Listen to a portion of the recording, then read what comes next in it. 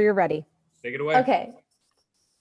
Good evening. My name is Macy Parker, and I am a senior here at Pacific Ridge School. As a generation, we have been thrown into a country struggling to hold itself together. Growing up, we have sat on the perimeter, taking in the world around us and learning about the injustices we must conquer. Now, the time has come for us to stand up and take action. With that in mind, welcome to our congressional debate for the 49th District, hosted by Pacific Ridge School. As growing tensions spread throughout our country, it is important that we remain informed and involved with our political responsibility. We are training our community of youths to become more aware of their political surroundings. It is essential that this generation is able to jump into the political arena as soon as possible in order to combat issues we are currently facing.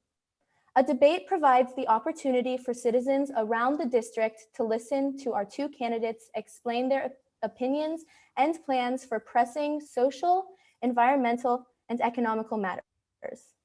This will help inform voters of their choices for who will represent the 49th District in Congress. Tonight, we will hear our candidates' views on topics such as the Black Lives Matter movement, preserving our environment, gun control, COVID-19, immigration, and reproductive rights. Our first candidate is Democrat Mike Levin, the current representative of the 49th District. Originally from South Orange County, Representative Levin is a California native. With a background in environmental regulations and law, a couple of his priorities include combating climate change and accelerating sustainable energy options. His opponent tonight is Republican Brian Maryott, the current mayor of San Juan Capistrano. He has resided in Southern California for the past 25 years. Mayor Maryott is a successful financial planner and aims to ensure a stable and growing economy, as well as decrease national debt. Thank you to both Mayor Maryott and Representative Levin for joining us tonight. Additionally, I would like to point out our timer for this evening, Harry Maurer, who will be holding up signs for 30 seconds remaining, 15 seconds remaining, and time. I will now turn it over to our moderator, Jesse Marx, to explain the debate rules and format. All right, Macy, thank you for that. Really appreciate it. First and foremost, thank you to Representative Levin as well as Mayor Maryott. I know it's a really busy time. It's just a couple weeks before the election. And thank you to everybody who came out on a Friday night to listen to this discussion. I hope it's a lively and interesting and engaging one. And I hope we're able to parse through the substantive differences between the two candidates here so you have a better sense of who you might vote for. Thank you, of course, to Pacific Ridge for inviting me to do this. And also thank you to the students who helped come up with the questions that we're going to ask tonight. We settled on 8 different topics, which we shared with the campaigns ahead of time, but the questions themselves we did not. So I'm going to call individually on the students over the course of the next hour, roughly hour and 15 minutes so that they can actually ask the questions. Candidates are going to have 2 minutes each to answer that question. And then you're also going to have 3 opportunities over the next roughly like hour and 15 minutes, like I said, for 3 different rebuttals. And if you want to use a rebuttal, just wave your hand or click the virtual hand button and we'll give you, we're going to give you a minute for that. And then you're also going to have 2 opportunities to respond to one of your opponent's rebuttals. And those are worth 30 seconds apiece. So my main role this evening is to keep things flowing, keep things civil and interesting. I may ask separate questions or follow-up questions in addition to what the students ask themselves. So be on the lookout for that as well. I guess I should probably introduce myself. I'm Jesse Marx. I am a journalist at the Voice of San Diego. We're an investigative nonprofit news site. I write about politics, public policy. I used to report and write about North County as well. And I've actually done an event with Pacific Ridge in the past. We did the Carlsbad mayoral debate. So this is going to be interesting and lively, and I hope everybody's ready for it. We, just a quick note, programming note, at about 6:45, I'm going to try to wrap things up and then transition into closing statements.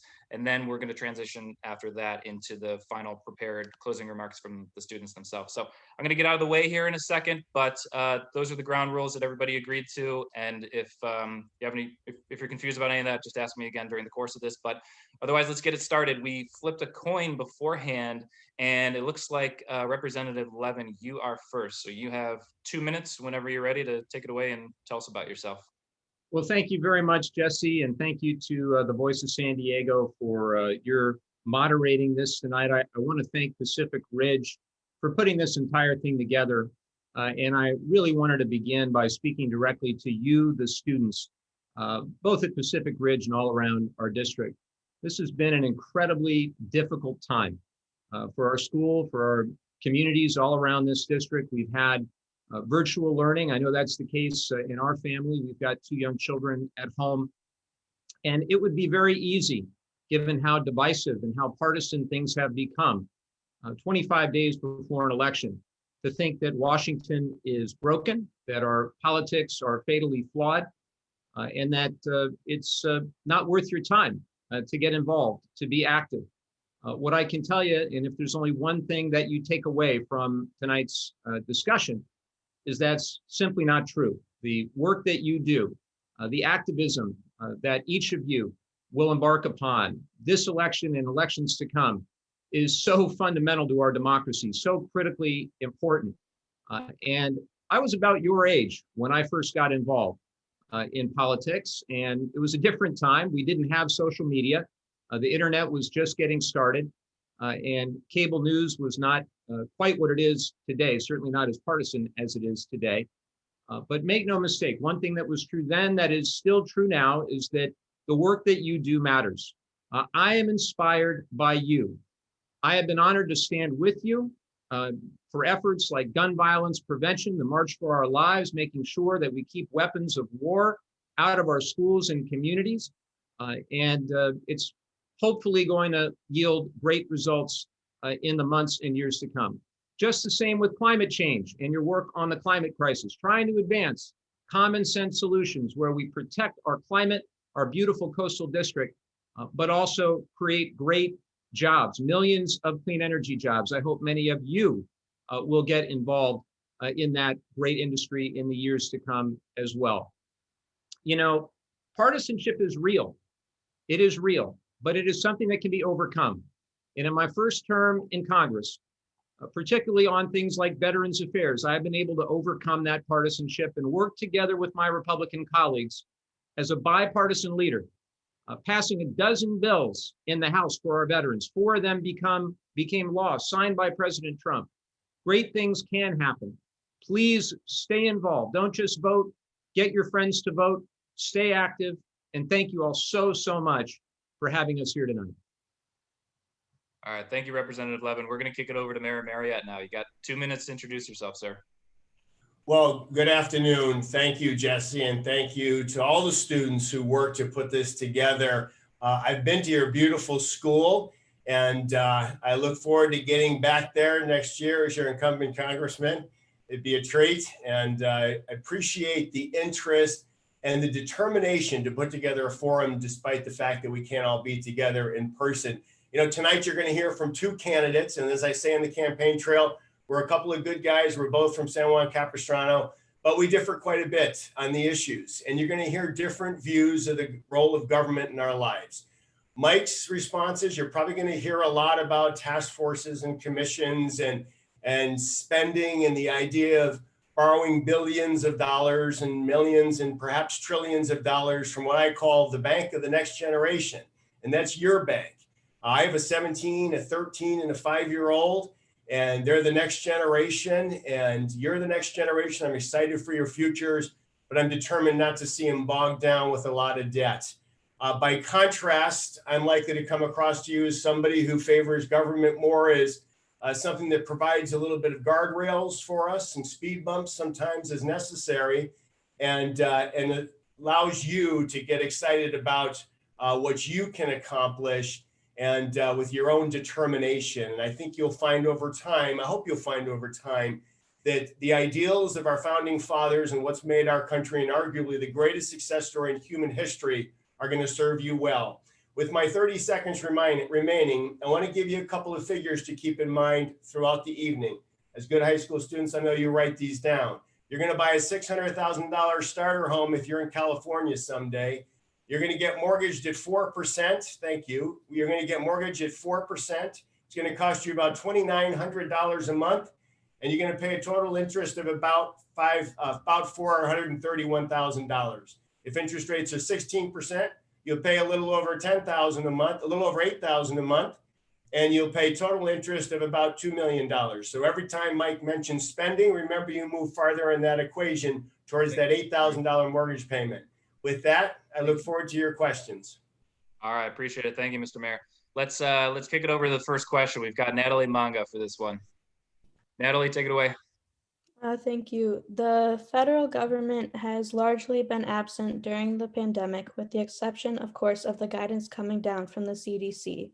But the decisions on whether to reopen are mostly coming from the state, then the county, then the city. What should be the role of Congress in a deadly pandemic, and what level of control should it have over when, say, businesses can and can't open? Okay, so for this first question, we're going to go back and forth, which means Mayor Maryott, I think you're the one who begins this one. Thank you, Natalie. Terrific question. Thank you for being a part of things this evening.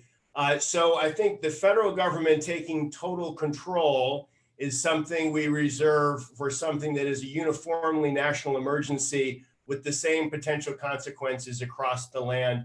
And that's not what we've had in this situation. In this situation, we've had tremendous, overwhelming federal resources that were deployed quickly and quite successfully. The private sector was deployed very quickly, very successfully, to the point where within 30 days, we became a net exporter of ventilators, which was remarkable. Hundreds of billions of dollars have made their way to California and provided relief. We are a federation of 50 great states. We have a handful of states in this country that have been largely unimpacted by the virus in any kind of unusual way. So I think leaving the authority out in the state level and the county level made sense for our country. And I think it was the right approach. And we've dealt with it as a city. We've done very well with it. And I think as a state, we've struggled here and there. I worry terribly about our business owners and our unemployed families. There's a great deal that we have to do to get back on our feet. But thank you, Natalie, for the question. Representative Levin. Well, just to respond to the mayor or former mayor, I guess current council member in my city here in San Juan Capistrano, make no mistake about this. The Trump administration's response to COVID-19 has been an absolute disaster. It's led to unnecessary suffering, 210,000 and counting dead Americans. And the White House itself has become a super spreader location, all because the President of the United States and those around him won't do the simplest of things and wear this mask. And when you wear this mask, like you have to do at Pacific Ridge, it's not to protect you, it's to protect the others around you. It's pretty simple. What we need and what we have tried to do in Congress is to have a decisive public health response to crush this virus, because you cannot have a healthy economy unless you have healthy people. So we need to wear masks nationwide. We need widely available and free testing. We're still way behind on testing other industrialized nations. 40,000 people a day are getting COVID-19. We just saw 57,000, the highest number that we've had in some time. We did a lot in Congress all the way back from March the 6th, when we put $8 billion in for a vaccine. That was a bipartisan effort. Middle of March, another $200 billion, the Families First Act, to provide food security. 1 in 4 children in the United States today is not food secure. They will go hungry this evening. So there's some basic truths this is laid bare. This is a K-shaped recovery. If you're making over $60,000 a year, or if you're in the stock market, you're probably doing all right. 87% of the value of the stock market is held by the top 10% wealthiest Americans. And then there's everyone else. Of the 22 million jobs that were lost, about half of them have come back. Donald Trump decided to unilaterally forget about them, withdraw from negotiations. We just passed a $2.2 trillion bill last week. We need to get back to the table. We need to save lives, save livelihoods, and stop playing games on Twitter. Thank you, Representative Levin. I'm going to ask a follow-up question on that, if you gentlemen don't mind. this point about federal stimulus is a really interesting one to me. Congress obviously okayed quite a bit of federal stimulus a couple of months ago, and now the debate has been over whether or not there should be additional stimulus. Just to be clear on where both of you would stand on this, would you be in favor of any additional cash in the U.S. economy at this point, or no? And why not? And so let's kick it back to you, Representative Levin, and then we'll go back to Mr. Maryott. So we passed a $2.2 trillion bill last week, and we do need additional stimulus. This is the rainy day. And all you have to do is look at Jerome Powell, the chairman of the Fed, who is a Republican, who said too little support would lead to a weak recovery, creating unnecessary hardship for households and businesses. Over time, household insolvencies and business bankruptcies would rise, harming the productive capacity of the economy and holding back wage growth. By contrast, the risks of overdoing it seem for now to be smaller. Even if policy actions ultimately prove to be greater than needed, they will not go to waste. That is the Republican chairman of the Fed. So the President of the United States unilaterally withdrew from our negotiations. Mnuchin, the Treasury Secretary, was at 1.6 trillion. We were at 2.2. The president took his ball and left. He went home, back to the White House. And now we have an opportunity, hopefully, to have a deal. We all want a deal. Again, 11 million people still don't have their job back, over 5 million long-term unemployed, 1 in 4 children going hungry. This is a crisis, the likes of which we haven't seen. We need the money to crush the virus, and we need to get people the relief they need in the immediate term. Longer term, we have to take a look at our debt and deficits. And it was Donald Trump running for president who said that in 8 years, he would fully eliminate the national debt. And pre-pandemic, this is before COVID-19, he added $3 trillion to the national debt, including $2 trillion with the 2017 tax plan, where 83% of the benefit went to the top 1% of taxpayers, and where big businesses took that money and they did it. They took the money and they used it for stock buybacks and they used it for CEO bonuses. Not everyone benefited the way that Brian would lead you to believe. A lot of people have been left behind. 35 million in this country without emergency sick leave, 30 million without health care. It's a disgrace. Thank you, sir. Mr. Maryott. So unfortunately, despite a crisis, Jesse, we have seen awful politics. And unfortunately, so much of it has come from the progressive left. The 3.3 trillion that was originally passed and called the HEROES Act was full of not only extraordinary, obscene levels of borrowing from our students for years to saddle them with. Recognize that $3.3 trillion is just a few hundred billion less than our total revenue at the federal government level in a full year. And this came after borrowing 2.4 trillion. If the Democrats had been serious about funding relief 2 months ago, they would not have introduced a package that was wildly over the top in dollar figures. They would not have offered a package that included banking for marijuana, federal prisoner release, all the things, federalizing the elections over the states, even though the objection to the ACLU. They would have not have included all of that nonsense in the bill. They weren't serious. They wanted the situation that we have today. So their candidates for re-election could sit in a debate like this one and talk about the president. It's been disgraceful from the beginning. That bill, I can tell you, I've run a balanced budget city. We had a $3 million hole in our budget. We'd filled it by the time of that act because we have a $16 million reserve. And you have a reserve, after all, for rainy days. And Mike's office sent a letter saying if the bill passed undisturbed, we would get $17.7 million. We wouldn't have known what to do with a nickel of it. That was the most grotesque overspending suggestion I've ever seen. And the politics were awful. They were not serious at all. The right figure, Jesse, is probably somewhere between 700 million and 1.1 trillion. There's CARES Money Act that hasn't been spent yet. And I can go right down the list. So it's been nothing but an absurd political circus, unfortunately led largely by Speaker Pelosi and the progressives in Congress. Representative Levin, your rebuttal, you have 1 minute. We were absolutely serious on May 15th when we passed a $3.4 trillion bill that was directly responsive to the needs of the American people. And look, Brian obviously is following the Trump playbook. He is engaged in many personal attacks during this campaign. And San Diego Union Tribune said that Brian would ride Trump's flaming coattails as far as they would take him, which is what he has done in recent weeks. But we were serious in May, June, July, and August. Mitch McConnell and the Senate actually refused to negotiate with us. They were too busy confirming judges during those months instead of doing their job. They eventually came up with something called the HEALS Act, which was a non-starter, a $1 trillion bill in August. But Brian is a fan of Mitch McConnell's as well. He gave a maximum political contribution to McConnell last year. So we're ready to negotiate. We came down in good faith, $1.2 trillion.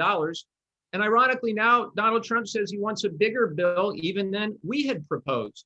So Donald Trump's erratic behavior, even erratic for him, creates a very unpredictable situation. Okay. Yes. Mr. Maryott, did you want to respond to that? And I guess it's just 30 seconds, Jesse. So first of all, the president has gotten a little bit sideways. He's gotten us so caught up in the politics of this relief. We are borrowing every nickel of this money from our kids. And it was a shame what they put forward 2 months ago. An absolute shame. It was a disgrace. That's all it was. And that comment from the Tribune was in the last cycle. Mike knows this, but this comes right out of his playbook, the tricks. And I invite Mike over the rest of the evening to mention one personal insult I've ever sent his way. He was the only one who's ever called anyone a name in this race, and that was just the other night. Thank you. Jesse, can I list a few? No, sorry, we got to move on here. We'll save that for the next one. I've got them. Okay. Or save it for the closing remarks. Let's try to stick to the topics first. It's too nasty for the closing remarks. Okay. Okay. So next up for our next question is Ali Davidowski. The abortion debate has been an ongoing one for decades, and with the recent death of Supreme Court Justice Ruth Bader Ginsburg, some Americans have voiced fears that the ruling on Roe v. Wade, which protects the rights to an abortion without excessive government restriction, will be overturned.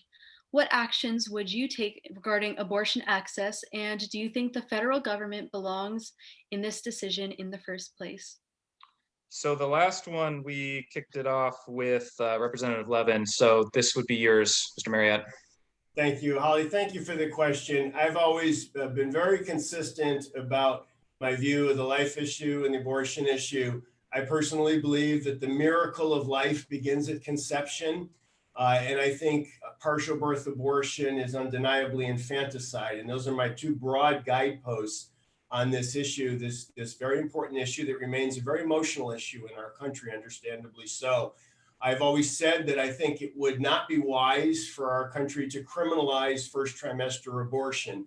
I don't think our country could withstand that. And I think it would be very, very difficult for government not to be able to offer a young woman some alternative, which of course you really can't do in the first trimester. So it is an issue that people have deep convictions about, understandably so. And it's I've been very straightforward always about the issue and about how I view it, Hallie. Okay. Mr. Representative Levin. Well, I appreciate Brian's position. I just sincerely disagree. I believe that this is a decision between a woman and her doctor. I believe that abortion should be safe and legal, and that women have the right to make their own healthcare decisions. And anything short of that is just plain wrong. Since my first day in office, I have done everything possible to fight against any legislative action, any executive action that would undermine the rights of women to make their own healthcare decisions. And I'll continue to defend Planned Parenthood, and I'm honored to have their support as I was in 2018. My opponent, on the other hand, Brian, disagrees. He would overturn Roe versus Wade. He opposes a woman's right to choose. And I just believe that disempowers women, and it's wrong. And right now we have Amy Coney Barrett with 25 days to go. They're trying to jam through their nominee for the Supreme Court. And the priorities of the Senate, again, Mitch McConnell, who Brian supports completely, their priorities is to first jam through their Supreme Court nominee before trying to do anything on COVID. And I thought it was telling that McConnell said earlier today that they wouldn't do anything before the election on COVID relief. Make no mistake, Amy Coney Barrett is against Roe versus Wade, even failed to provide relevant information to the Judiciary Committee along those lines. But perhaps worse is she would oppose protection for pre-existing conditions that's provided under the Affordable Care Act. 129 million Americans would be impacted by that. Basically, being a woman, having been pregnant, that would be a pre-existing condition. Your healthcare would be at risk. Getting COVID-19 would be a pre-existing condition. Your healthcare would be at risk. It's unconscionable. It's wrong. We have to aspire to quality and affordable healthcare access for everyone in this country, men and women alike. We also have to ensure pay equity for men and women, and I was proud to co-sponsor the Paycheck Fairness Act, but because it's ridiculous. In the year 2020, women are only making 80 cents on the dollar for the same job of their white male counterpart. Latino women and African-American women are making more like 50 cents on the dollar. It's absolutely ridiculous. And I imagine, Harry, my time is up. Oh, yeah, sorry, I did not see that. Apologies for that. Harry, beat you to it. Okay, so I have a follow-up question of my own then, just sticking to the topic of healthcare. I saw recently that Hey, Jesse, I'm sorry. I didn't realize, I assumed we were muted. Patrick thought he had sent the rebuttal signal. Oh, sorry, I did not see that, but let's do that then. You got 60 seconds, Mr. Maryott. Yeah, and so I'll be fairly brief. First of all, I think Mike knows that I'll never take a vote on Roe v. Wade. And I want it for everybody listening, but particularly for our female high school students listening tonight. Gosh, I have two daughters, and this nonsense about what government has to do to you to make sure that you earn this and you can accomplish that. My goodness, this should be one of the sharpest contrasts for you. I don't want my daughters limited to fair pay. We've had wage laws that make gender discrimination for wages illegal since the 60s. They've been fine-tuned twice. This is more of that hard left progressive nonsense that thinks they can somehow equal every outcome for every group of people they choose to profile and speak to as a singular group. It's very disturbing. And if my daughter were in your school, I would not want her to hear that kind of nonsense and feel impacted by that. Dream big. Don't worry about what anybody else is making. Worry about what you can make and what you can pursue in life. And the idea that Mike or anybody else is going to assure you of this or that is utter nonsense. Thank you, sir. Representative Levin, 30-second response. So I work every day in Washington with Republicans. I'm good friends with quite a few of them. And you've got to be careful how you speak about your friends on the other side of the aisle. Brian obviously hates the hard left, as he said. He has said progressives are awful. He said, quote, "It truly is remarkable how awful the left is." This just last couple of months. And he called our governor, and I quote, functionally stupid. Functionally stupid, his words. He deleted the tweet after he tweeted it. So that's not collaboration. That's not bipartisan leadership. That's exactly the same nonsense that I see today that's gotten us in all the trouble. Okay. All right. So I have a follow-up question of my own, just on the topic of healthcare. I noticed the other day that according to Pew Research, almost 2/3 of Americans do support the federal government guaranteeing healthcare to its residents. Would either of you be in favor of, say, a Medicare for All system or an expansion of Medicare for All, or what's commonly known as single payer? Representative Levin, we'll start with you. So Jesse, here are my bedrock principles. We've got to have quality and affordable health care for every person in the United States of America. And the Affordable Care Act went a long way towards getting us there. And right now, the Affordable Care Act is under attack. So the first and foremost thing we have to do is protect the Affordable Care Act. I have co-sponsored a number of bills, and Brian has criticized me for co-sponsoring different things. I don't think he understands how it works. When you co-sponsor a variety of bills, and so you'll be part of the discussion. I want to be part of that healthcare discussion for our community so that we ensure coverage for pre-existing conditions. We reduce the cost of prescription drugs and hospitalizations. And Vice President, hopefully will be President Biden, and Speaker Pelosi are two of the key architects of the Affordable Care Act. So I know full well that a Medicare for All proposal will not make it through in its current format, but you better believe I'm going to be part of that discussion when we try to have earlier buy-in for Medicare, or when we try to reduce the cost of prescription drugs, or when we try to improve benefits and protect pre-existing conditions. Right now, what the Trump administration is doing, right this very day, they're in court trying to undermine the Affordable Care Act, trying to take 20 million people's health care away, trying to eliminate coverage for pre-existing conditions. And if they get another 4 years, you can kiss the coverage for pre-existing conditions goodbye. Again, if you're a woman, if you've been pregnant, if you've had COVID, kiss your healthcare coverage goodbye with their current proposal. And they have no alternative plan that they have discussed. The president keeps talking about, oh, I'll have a plan in a week, 2 weeks, 3 weeks. They haven't come up with a good alternative plan in the 11 years since the Affordable Care Act was passed. So we need to strengthen and expand what's there, not decimate healthcare coverage for 20 million Americans on the Affordable Care Act, particularly in the middle of a pandemic where millions of people have lost their employer-provided health insurance. It's the wrong thing to do, particularly now. Mr. Maryott? Yeah, so students here, we're watching a remarkable example of hypocrisy and political cowardice tonight. And it's sad to see. So when Mike was running for office, he said publicly, there will be no greater champion than I for Medicare for all if I should be so honored to serve. And today he's running away from it, and he's running away from it for good reason, because all of the things he's listed are not in his bill, of which he has co-sponsored. A claim he has made about other bills he's co-sponsored is that he has authored them. This is how seriously he takes co-sponsoring. By the way, you don't have to be a co-sponsor to be involved in the discussion. HR 1384 will eliminate your family's private insurance. Ask your family how they feel. Ask your parents how they feel about that. Gone, becomes illegal. Medicare goes away in 2 years. By the way, Medicare is not a government-run system for all. It's a government-assisted and administered system with a whole lot of private insurance, and it's exclusively reserved for older and vulnerable Americans. So we shouldn't be calling it for Medicare for all. What Mike Levin and his Progressive Caucus have in mind is 100% government-run healthcare for everyone. So God forbid one of you younger folks is diagnosed with something life-threatening. Your parents cannot research the greatest specialist in the field. They cannot get a second opinion because they'll be in a medical system that looks like the VA from 30 years ago. And they make everything else illegal, which is the disgraceful thing about it. Mike should take his name off that bill. He should admit it's a travesty. I've told him that before. It is the worst thing you could do to this country. We will never recover from it. And by the way, young people, with the medical breakthroughs we are having,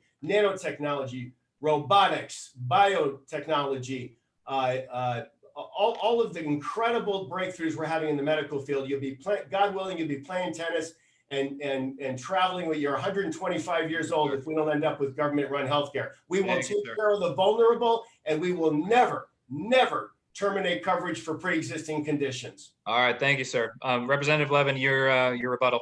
So with respect, Brian has no alternative plan. The president has no alternative plan. They presented no original ideas.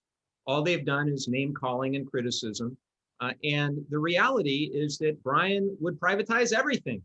He told a group that if Abe Lincoln were alive today, and I quote, he wouldn't establish the VA. Instead, they'd put veterans on, quote, Anthem or Aetna or Blue Cross. That's what he said. He would privatize probably public education. I certainly don't want that. I love great private schools like yours at Pacific Ridge, but I also love the great public schools like the one that my kids attend. Private schools might be good enough for Brian. The reality is that privatization of our healthcare system has led to worse outcomes, lower life expectancy, and higher costs than virtually any other industrialized nation. And we need a balance. We need a balance. And that's what the Affordable Care Act tried to provide. And we need to aspire to quality and affordable healthcare for every single person and protection for coverage with pre-existing conditions. Thank you, they sir. need to stop their attacks on the ACA. Okay, thank you, sir. Mr. Maryott, you're good? Okay, all right, let's move it along then. All right, our next question is coming from Arnie Nicoli. I'm sorry, Arnie Nicoli. So we know empirically, not just anecdotally, that Black Californians are disproportionately targeted and mistreated in our society on a number of levels. They're more likely to be stopped and searched while driving. They're disproportionately injured and killed by officers of the law. I mention all this because Congress is partly responsible for the inequity we see today.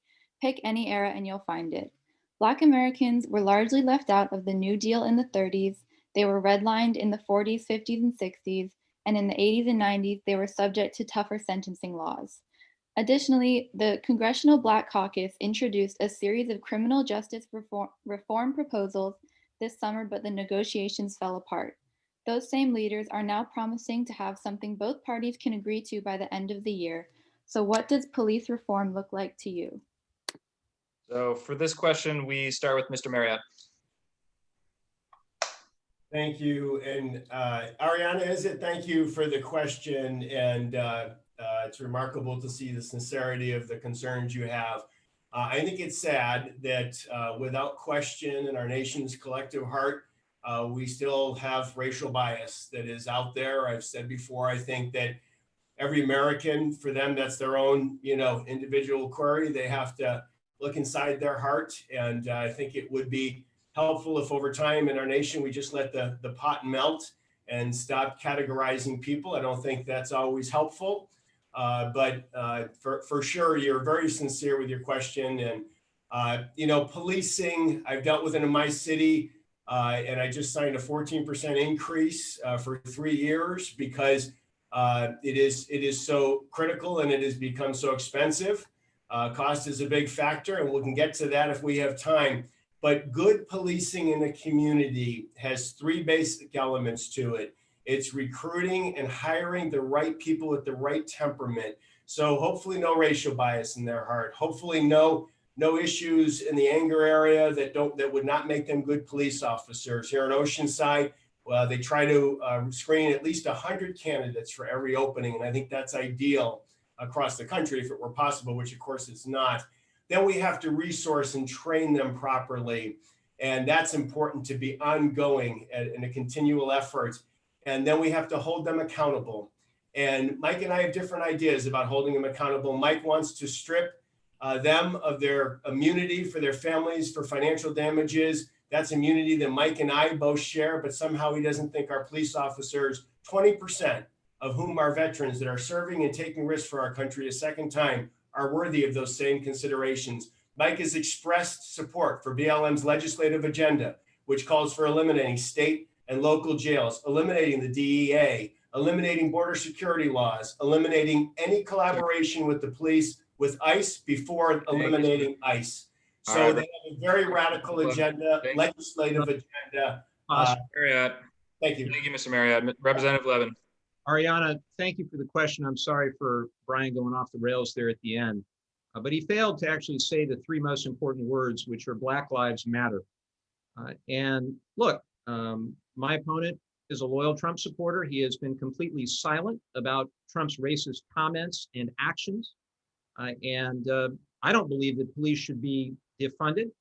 I'm honored to have the support of many in the law enforcement community, including the Carlsbad Police Officers Association. But we do need significant reforms, and many in the law enforcement community will agree that we need significant reforms. We need more community policing. We have to improve relations between law enforcement and communities of color, and that's what I've tried to do. We need to diversify police departments. And look, I think that peaceful protest is about as American as it gets. My grandfather served in World War II. He passed away in 2005. And I remember asking him whether or not he supported those who were protesting against the Iraq War. And he told me something that I'll never forget, which is that he fought so that people would have the right to peaceful protest. Now, that's not to say that rioting or looting is okay, because that's not protesting. But at the end of the day, we can have both law enforcement and safety and racial justice. Those 2 concepts are not mutually exclusive. And I'm honored to be a very good friend of the head of the Congressional Black Caucus, Karen Bass. In fact, I had her on as one of my guests at one of our 44, actually, I think 44 is tomorrow, 44 virtual town halls that we've done since the middle of March for coronavirus. So if you're interested in the views of Karen Bass and what she's trying to do with the George Floyd Justice and Policing Act, so you can hear from her. I recommend you go on our YouTube channel and you can watch that town hall that we did from a couple of months ago. I think you'll find that there's a whole lot more common ground than Brian alludes to. Thank you, sir. Let me ask a follow-up question myself on that, just to clarify where both of you stand. Do you think, just from a fundamental philosophical, historical, political perspective, that systemic racism is real and pervasive in the United States, which is what the Black Lives Matter movement has been all about? And we'll start with you, Mr. Representative Levin. Yes, it absolutely is. And I think those that are in denial, like the President of the United States, are not in touch with reality. I think all you have to do is speak with people in the African-American community. I'm half Jewish American, half Mexican American. My mom is Mexican American, my dad is Jewish American. I look like your average Caucasian guy. And, I won't have the lived experience of knowing about systemic racial injustice. But I need to listen. As my grandmother told me, I have 2 ears and 1 mouth, and I have to use them accordingly. And a lot of what I do in this job is listen. And I've tried to develop relationships, like with the North County NAACP, like with our faith leaders, listening to them, understanding where they're coming from and the history that they've dealt with. And let me tell you, what we're seeing right now in this election is continued infringement on voting rights, voter suppression, voter disenfranchisement, and false accusations of fraud from the President of the United States. I got a chance to serve with the late, great John Lewis. I got to travel with him to Selma and Birmingham and Montgomery and walk across the Edmund Pettus Bridge and see where he almost died to stand up for the right to vote. And how dare this President of the United States tries to infringe on voting rights in the year 2020. We've got to pass the Voting Rights Act, the John Lewis Voting Rights Act. We've got to stand up and say proudly, as my grandfather who fought in World War II would say right now if he were here, that Black lives matter. I'd like to hear Brian say that. Mr. Maryott. So Mike should recheck the Breathe Act, because it calls for the elimination of community policing, which I think is a tragedy. Black lives matter, Brian. All right, Mr. Maryott. He should recheck the legislation, because it calls for ending. Students, you're seeing an amazing example of hypocrisy. Mike and others want to suggest that they know what it's like to be in the shoes of somebody with color. Mike actually stated in a public debate a couple of weekends ago that he thought communities of color were over policed, that he, Mike Levin, spoke for the nation that communities of color were over policed. Well, when we poll communities of color, 80% want more police in the community. Brian, They want more community. Jesse, this is not how it works, right? When Mike gets called out on something hypocritical, he gets to jump in. Can you assure me that's not how this works? That's not how this works. Representative Levin, you'll have a chance to rebut. Thank you. Thank you. The place you can take this, and the place Mike wants to take this with reparations and which he has stated his public support for, and somehow figuring out how you make everything perfect for everybody is impossible. It's simply impossible. Let me tell you, every Black life is precious. It's precious human life, and mine is no more precious, not one iota. And that's what's in my heart. I can't speak for what's in the hearts of others, but for people who don't know what it's like to be in their shoes and don't get worked up about 13-year-old Black boys shooting 13-year-old Black boys in cities and in rural areas where we have an awful situation where truly they are just, the volume of suffering is awful and catastrophic. And Ariana, I would suggest do some broader research, because it's such a critical issue. Jesse, it's unbelievable. Even Mitt Romney marched down Black Lives Matter Plaza in Lafayette Square and tweeted Black Lives Matter. It's not that hard, Brian. And Brian, unfortunately, was a no-show. So we had a debate, or a joint appearance. It was about a 2.5-hour event that Brian's referring to with the African-American community. In fact, with the Black American Political Association of California, which is one of the most well-respected African-American political groups that there is. Brian RSVP'd and no-showed and other Republicans were there. So that's about all you need to know. All right, so look, okay. Mr. Maryott, do you have a response or should we move on? Well, actually, I would like to clarify that that is Mike's last rebuttal, please. So, Yeah, that Mike, that's number 3 for you. Are you responding to that rebuttal now, Mr. Maryott? well, yes, in the sense, very briefly, that we did not get RSVP'd on the event he's speaking about.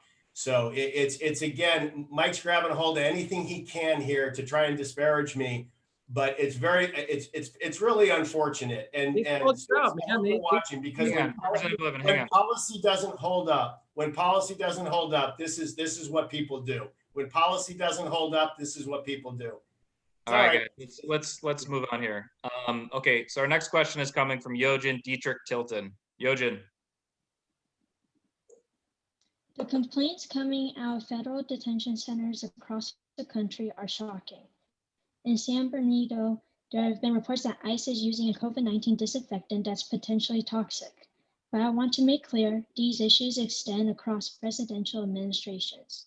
Between 2010 and 2016, federal data also show nearly 15,000 complaints were lodged against ICE alleging sexual and physical abuse.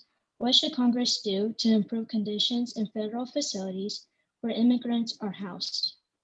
All right, Mr. Maryott, this is your question. What do you do? What should Congress do to improve conditions in federal facilities for immigrants? Everything we possibly can to remove any traces of inhumane treatment, anything less than stellar treatment for people while they're being held, being detained, while they await hearings or they await extradition, whatever the case.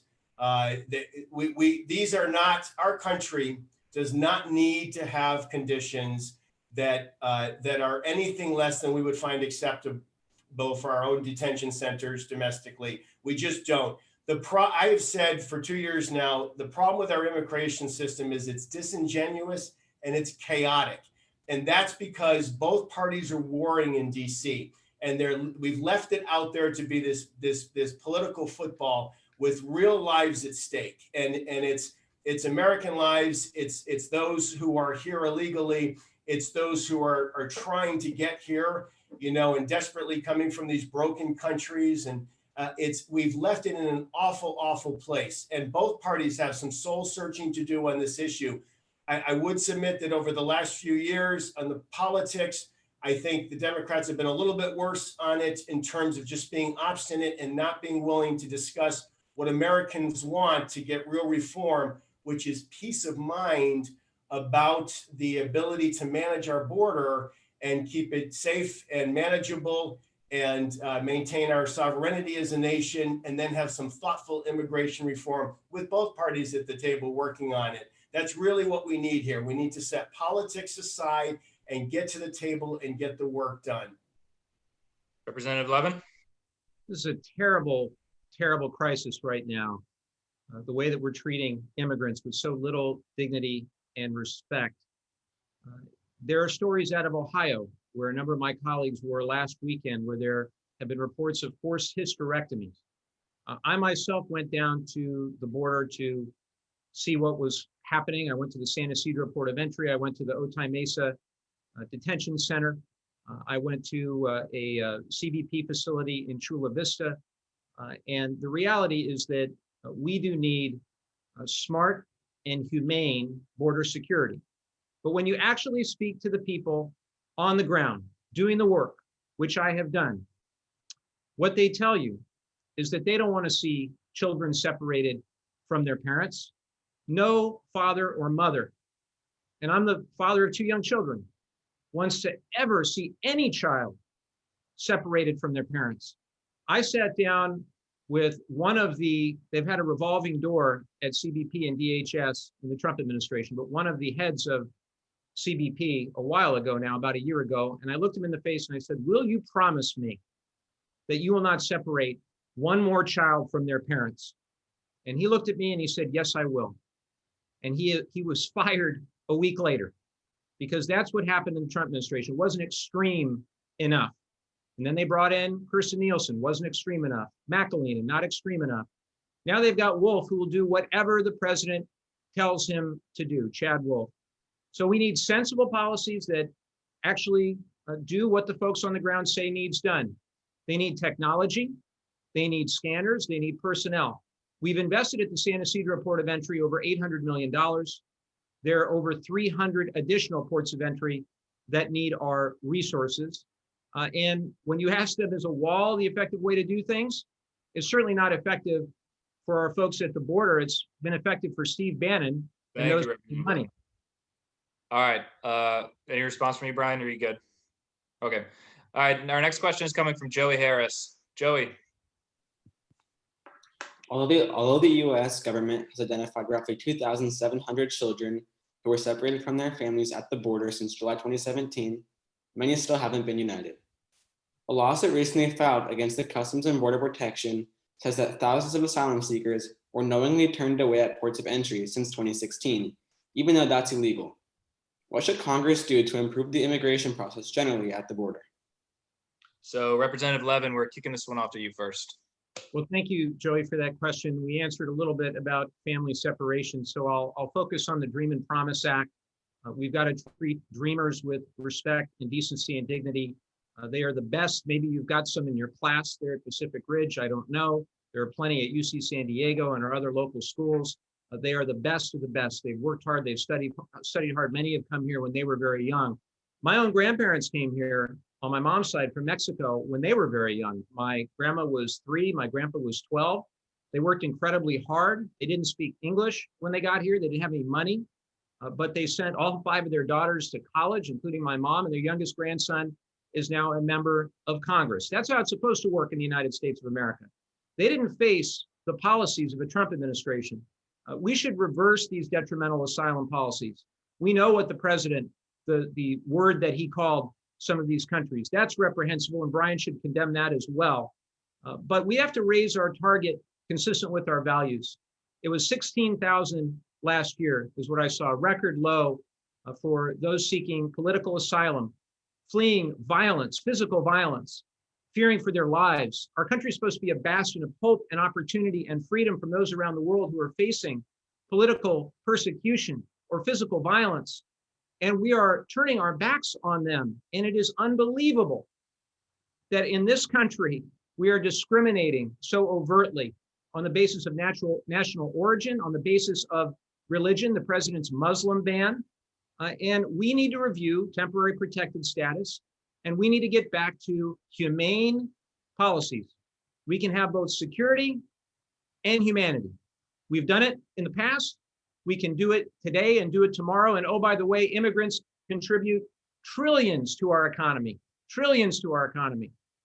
When you look at the Fortune 500, how many were founded by immigrants?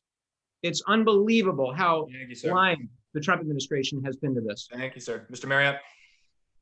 Joey, thank you for the question. Again, I can see how sincere you are about it and how troubled you are about it. And, you know, we have a remarkable supply-demand issue here at work. You and I live in a country that has this amazing, amazing American dream to offer of unlimited success. And if you're determined and you want to work hard, the sky is the limit. And but if you fail, or if you're somehow physically unable to work productively, we've got, you know, we're a generous and gracious nation, and we're going to catch you and make sure that your basic needs aren't met. And we're probably the only country that can really say that at the level that we do and the level that we promise. It's remarkable. So obviously, so many people want to be here, and you can understand that, Joey, because the countries that are south of us are so broken, and it's a tragedy because they're full of natural minerals. They're full of faith-filled, hardworking people who just want to raise their families, but they're overwhelmed by crime and corruption. I mean, it's awful. But, you know, Mike has talked about things that have lessened the numbers of people trying to get here, but there's a need to do that until we get this figured out with some bipartisan reform and people coming together. We can't have mothers in the country south of us putting their daughters on birth control when they're 12, knowing they're going to get raped trying to get here. We can't see the continued human trafficking and the incredible flow of toxic poisonous drugs that's coming in here and killing our kids. And we still have about 200 mostly women and children that die in or around that border. And that's an awful tragedy, Joey, because they're horrible deaths. So we're not putting the politics aside on this. We're not.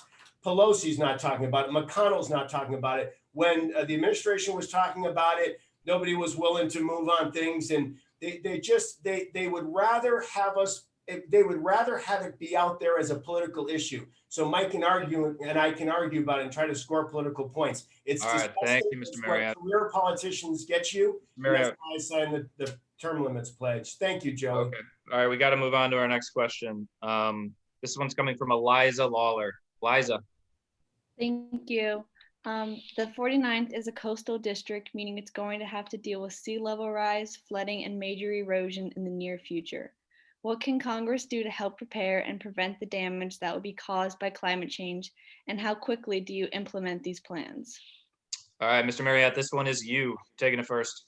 Thank you, Eliza. I'm going to ask you, I know I asked you to take some notes already, Eliza. I'm going to ask you to write two figures down or hold them in your head. One is 3.8 million. If you'd write that figure down and as a baseline for our conversation, and one is 5.5 million. So Eliza, the 3.8 million represents the number of children that die sadly around the world. And they do so in extreme poverty, and they do so by asphyxiation because their families are trying to cook and heat their homes by burning cow dung and other things composed of twigs and so forth. It's a staggering number. It's more people than a couple of our states here in America. It's a remarkable, remarkable tragedy. Also, there's a few million elderly people that underheat their home at night in colder climates to the detriment of their own health. We don't have a great number on how many children are affected by energy that's too expensive. What I would suggest is don't buy into the hypocrisy on this. Mike and folks on the hard left, they will harp about this, and extraordinary measures like the Green New Deal, which would destroy our country as we know it, are nothing more than fear factors, and they're hypocritical. Mike's been an green energy advocate for 15 years, and he doesn't have solar panels on his own home, which sits in the sun all day by the ocean in a guard-gated neighborhood. Plenty of people in his neighborhood with solar heat, but Mike is the classic hypocrite on this issue. And we need to be smart about this and balanced about this. We need to incentivize more renewable energy. We need to incentivize all of the technologies that ultimately can reduce the overwhelming flow of carbon and other greenhouse gases, because the reason I mentioned those 3.5 million children is they've got to use fossil fuels someday. With some renewables that, we might be able to get in front of that a little bit, because they've got to climb out of poverty. It's a global issue. It's not a United States issue. You're right to be concerned about it. Just be balanced in your approach to it. Okay, thank you, sir. Representative Levin, your response. No plan whatsoever. We've got, from Brian, that is, we've got 2 electric vehicles in the garage, and we have signed up for SDG&E as 100% renewable energy to provide electricity in our home. The reason why we don't have solar panels on the roof is because Brian failed and his council failed to put in property assessed clean energy financing. One of the few cities still that hasn't done that. So I hope they do that, because a whole lot of our neighbors would actually put that in place, I think, if they did. I ran for Congress as a clean energy advocate. I have been involved for many years. I'm on the select committee on the climate crisis. I'm on the House Natural Resources Committee. And I have looked at this issue both globally and locally. Globally, we put together the 500-page Select Committee Climate Action Plan. You call it the Green New Details. It has everything that you need to do commensurate with the science, an actual plan that's commensurate with the science. And the science on this is so accepted. The other day on 60 Minutes, one of the leading climate scientists was asked, how accepted is the science? He said, well, basically like gravity. If you think gravity is real, that's about the same as climate change these days. So what are we going to do? We have to dramatically reduce greenhouse gas emissions from the way that we build buildings, the way that we move goods, the way that we move people, the way that we grow food, and the way that we generate electricity. All of it has to happen, and it has to happen fast. In the next 10 or 20 years, the decisions we make today will impact the rest of your lives. We can do this together, and you are leading the way. Young people are leading the way on this, and I will never turn my back on you, and we will work together to get it done. Hopefully with a president that believes in science and that actually wants to do something. And, it's interesting to hear Brian and others talk and criticize the cost of action. What they never tell you about is the cost of inaction. So I have one of the leading economists on the cost of climate inaction as my town hall guest coming up on the 14th, Marshall Burke from Stanford. I hope you can tune in, MikeLevin.org. It'll be, I think, our 45th virtual town hall. Brian, I hope you watch. Thank you, sir. It's my understanding, Mr. Maryott, you want to rebut that? Yeah, so obviously here now, Mike is changing the name. It's not the Green New Deal anymore. They'll start to morph the language because they're not proud of what they put forward because it's incredibly destructive. And if we were to enact any elements of it at an ambitious level, it would crush your future job opportunities when you come out of college. Not everybody, I'm sure, on the call tonight wants to be a solar panel installation technician. I'm sure some of you dream about some other ideas. Also, Mike is clearly not proud of the fact that he doesn't have solar heat. It's a remarkable excuse that somehow the city of San Juan Capistrano hasn't made it doable for him yet. That is just stunning to me. Brian, I'll do it if you acknowledge. Hang on, Representative Levin, hang on. And also, I want to tell our original questioner, we can be very, very ambitious about incentivizing and about providing research and development credits and about getting back on track with clean, safe nuclear, increasing our renewables marginally, and then maybe someday dramatically, but we have to be smart and balanced. We can't, to tap into fear in this area is not helpful. So I've looked at my opponent's so-called plan on this. It's completely inadequate, and it's important to put it in context. As mayor, my opponent failed to show up to vote on his city's climate resolution. This was in April of 2018, and he's invested in an offshore drilling company called Seadrill. That's who he is. That's what he believes. He would double down on the failed fossil fuel industries. He would allow for the oil companies and the coal companies to run roughshod. And he's not paying attention to the science. And frankly, it's thank you, sir. Very telling. All right, just so you guys are both clear, you're both out of rebuttals and responses. Sorry. All right, Jesse. Okay, but still, Jesse, you gave him an extra 20 seconds for what was nothing but utter nonsense. I should. All right, you got 10 seconds. How about that? Okay, so again, Mike, your failure as a clean energy advocate for 15 years to get solar panels on your home has nothing to do with the city of San Juan Capistrano. I didn't invest in an offshore drilling company. How about we save it for the? Let's save it of hypocrisy. All right, guys, let's save it for the closing statements. Let's move on because we got about just 10 minutes left to ask 2 more questions, which hopefully will be perfect. Somebody brought up nuclear a second ago. I think it was you, Mr. Maryott. So here's a question about nuclear. It's coming from Aiden McDonald. Thank you.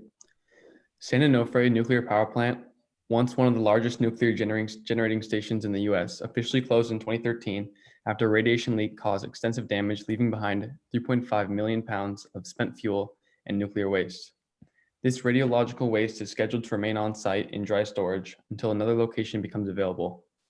But many criticize this as an inadequate plan that fails to address the long term. How do you propose the federal government deal with the waste from San Onofre? How soon will these plans take place? Representative Levin, this one's yours. Well, Aiden, thank you for the question. I recommend that you read our plan. So we brought together some of the community's experts. We had a former head of the Nuclear Regulatory Commission and a retired Navy admiral who was the Navy mayor of San Diego that came together and co-chaired a task force, met for over a year, and came up with many new findings and recommendations. I have done, frankly, more on this issue in the last 2 years than my predecessor did in the 18 years that he served. And the findings and recommendations had specifically 8 things with a federal nexus. And you can read this plan and you can see what they are. But one of the key things that makes San Onofre so different is the population density and the active earthquake faults, not to mention the sea level rise. So we have to do all we can to get the waste off the beach. And we have to prioritize moving our waste first, which is why I introduced the Spent Fuel Prioritization Act, which says for all the nation's nuclear waste, move the waste first in those areas with the highest seismic risk and the highest population density. Number 2, we have to have either a deep geologic repository or consolidated interim storage. And the reality is there's a lot of political pushback. The major political pushback on Yucca Mountain in Nevada, which we invested $16 billion of taxpayer dollars in which I visited with Scott Peters and others on both sides of the aisle, is politics. And now those politics, the biggest barrier is Donald Trump. because he doesn't want to do it in Nevada because of his friend Sheldon Adelson, who runs the casinos there. So you look at a place like Texas and consolidated interim storage there. Governor Abbott said he didn't want it there. You look at New Mexico or some of the other sites. We have to be creative, and we have to continue to do research and development in this area to find innovations for spent nuclear fuel. And I'm proud that we passed in the House a couple of weeks ago, as part of our energy innovation package, a $500 million 5-year plan for spent fuel research and development. We have held Southern California Edison and the Nuclear Regulatory Commission a whole lot more accountable. And the bottom line, as long as I serve, this will be a top priority of mine. Mr. Maryott.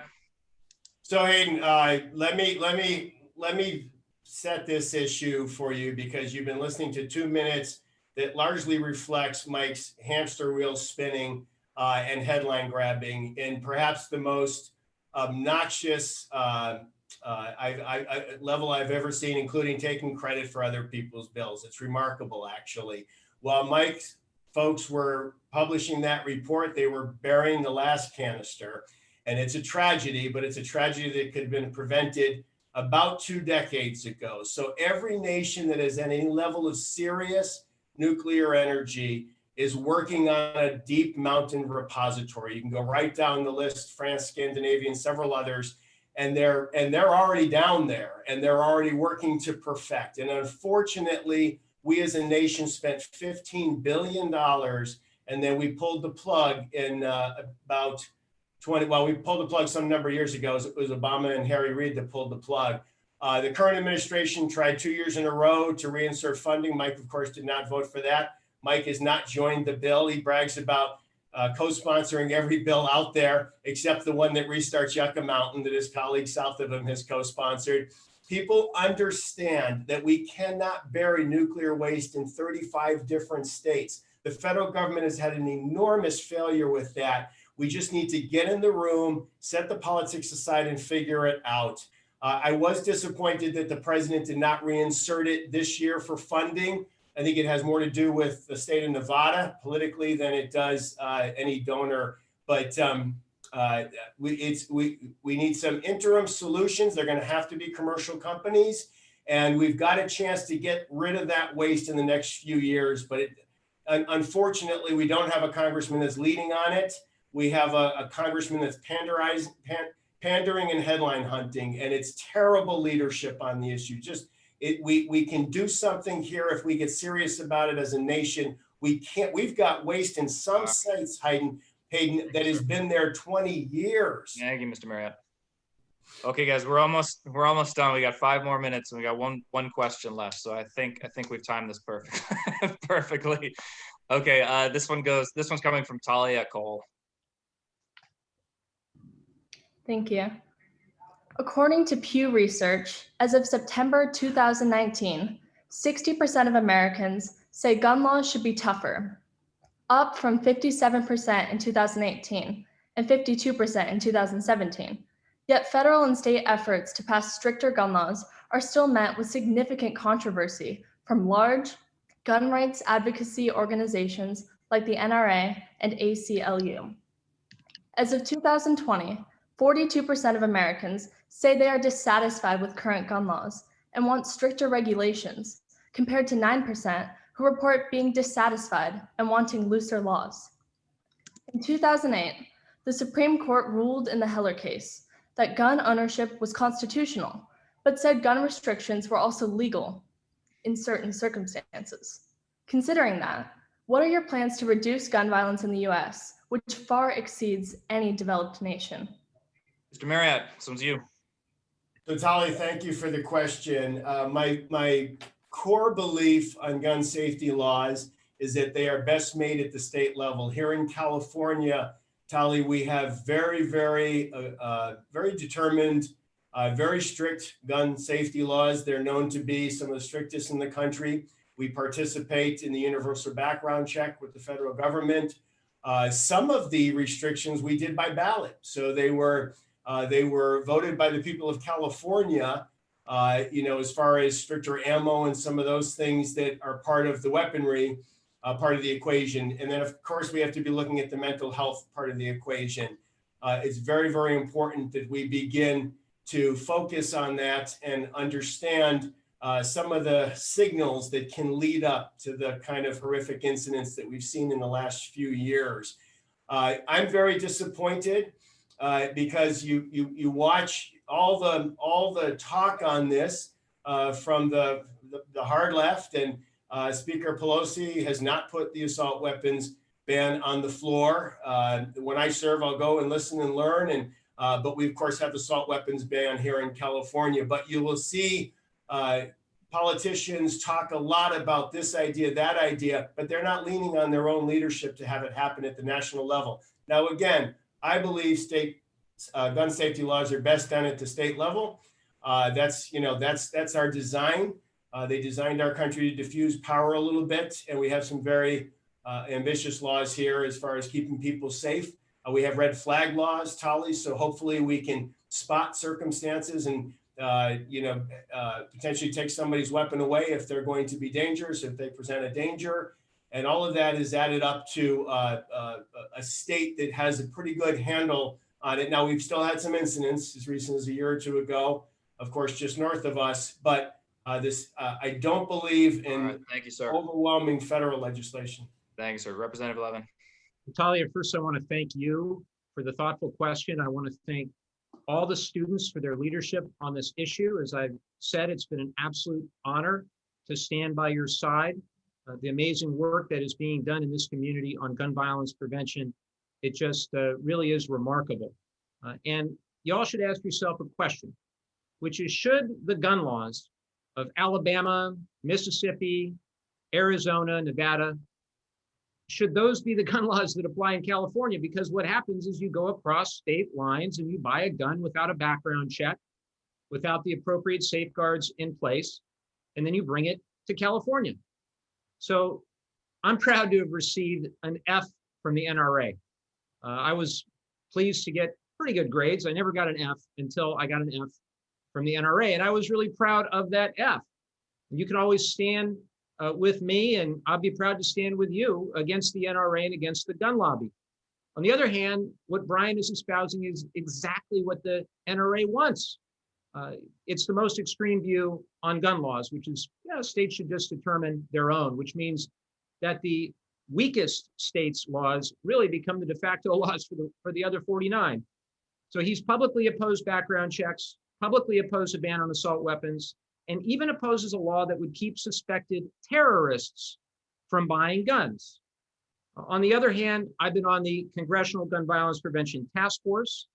I worked on H.R. 8, the background check bill, and H.R. 1112 to close the Charleston loophole, which we will pass again in the 117th Congress. It will become law if Joe Biden and Kamala Harris are elected president and vice president. I've also done something very unique. I have a bipartisan bill on gun violence prevention with my friend Rodney Davis, Republican of Illinois. We worked together on something called the Prevent Family Fire Act with the Brady campaign. You can tune into our upcoming town hall. I know I've said that a few times, with Kyle Ann Hunter from the Brady campaign, and she can tell you all about it. What it would do is provide a tax credit for the safe storage of gun firearms, and that would dramatically reduce accidents by up to 74%. Brian, you have one final rebuttal. Do you want it? Sure. I mean, everything we heard from Mike there is stuff that will happen in the future if President Biden becomes president. And this is, if you were listening, Tali, this is the playbook. The playbook is wait on all the stuff that's life or death, right? And let it line up to be a political issue and say the only way it can happen is if Biden becomes president. Speaker Pelosi, who Mike once described as his hero, has not bought this, regardless of how I or anybody else might feel about it or might vote on it. And I don't know yet. I said I'd go to the hearings, I'd listen, I'd learn, and make determinations. Again, we have an assault weapons ban here in California, but she has not brought that bill to the floor. That's a remarkable statement about whether their party is really serious about saving lives or playing politics. And you just heard evidence again tonight that they're most serious, like they are about a lot of emotional issues, about playing politics. All right, guys. Closing statements. We did it. We made it. We're all better people for it. Hopefully, we're smarter. Representative Levin, you go first, and then Mr. Maryott, you're going to go second. So Mike, take it away.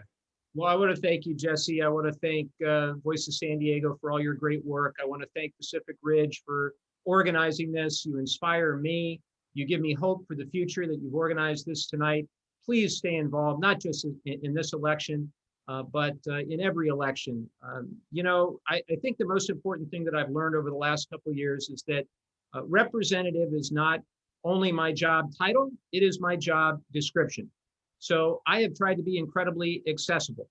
As I mentioned, we've had now over 40 virtual town halls since this awful pandemic began. I had a monthly in-person town hall before that. We've done over 200 house parties. I can't wait until we can start doing some of those again with all of you. And I can't wait to be back at Pacific Ridge. Until then, we've got 25 days to go. It's our democracy. It's your future. Let's work together for the betterment of our society. Let's stand up for our values and principles. It's an honor every single day to get to do this job. And I just want to close by thanking my remarkable wife, Chrissy, for being there with me every step of the way, and our two amazing kids, Jonathan and Elizabeth. I love them all so much. And if my mom and dad are watching this, or my in-laws, I love you all guys very, very much. Thank you, Jeff.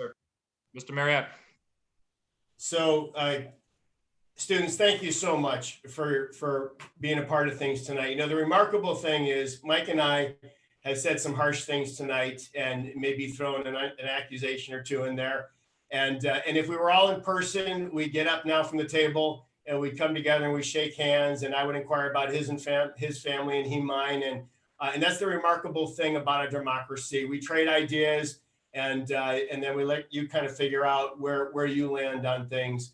One of the things I hope you did notice tonight is Mike and I just don't have the same idea about what it is that equals somebody's success and their peace of mind and the greatest life they can accomplish. You're all young. You have your whole lives in front of you. I was so thrilled that we didn't tackle a question about student loan debt because I want you to be confident about your futures. And when people ask me about it, I always say, well, we can do a lot. We can cut payments down about 60%.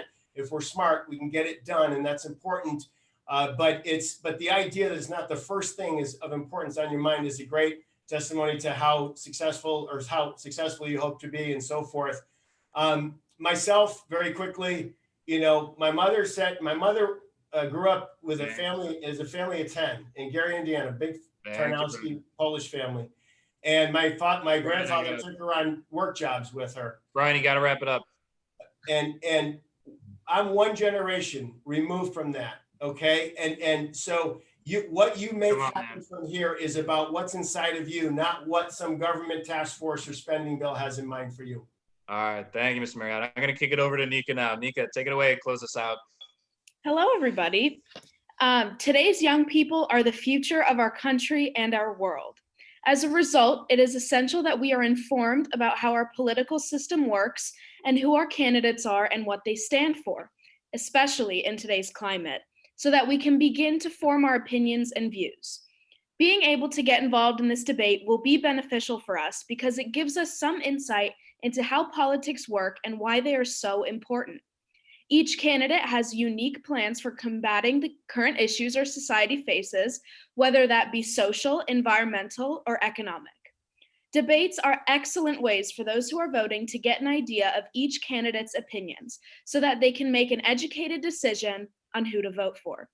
We would like to thank Representative Mike Levin and Mayor Brian Maryott for attending tonight's debate and giving us that opportunity. We would also like to thank our moderator, Jesse Marx, and Mr. Peden for assisting us in getting all of this done. We hope everybody enjoyed it. Thank you. All right, y'all. That's it. Thank you again. Thank you. Thank you, Preston. Thank you, Jesse. Thank you, everybody. Have a great night. All right. See you, Mike. See you, Brian. Thank you. Good night. Thanks, Jesse. Thank you so much.